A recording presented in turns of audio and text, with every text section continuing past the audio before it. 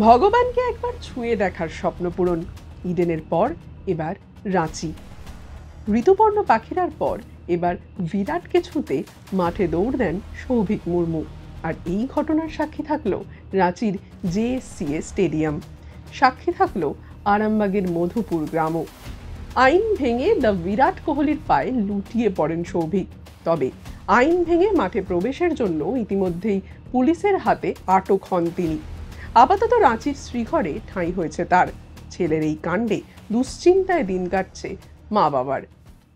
শুনলাম মানে বাবাকে ফোন করেছিল সেই থেকে রাঁচি পুলিশ স্টেশন থেকে, যে সৌভিক মুর্মু কি আপনার ছেলে?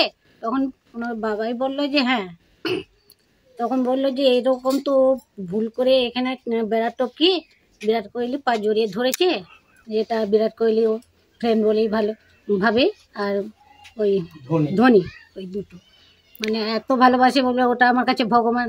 ওই সেই মানে 5টা 6টা বাজবে ওই রকম, যে তারপরে দেখে না রাঁচি থেকে ফোন এসছে, বলে রাঁচি থেকে বলছি, আমরা পুলিশ থেকে বলছি যে আপনার ছেলে এইরকম একটা অপরাধ করেছে। কি করেছে? উনি বিরাট কোহলির হাতে পায়ে ধরতে যাচ্ছে, যে তার জন্য আমরা তাকে অ্যারেস্ট করেছি, আমরা পুলিশ নিয়ে যাচ্ছি। কিন্তু আপনি সৌভিক কি আপনার ছেলে? বলে হ্যাঁ আমার ছেলে।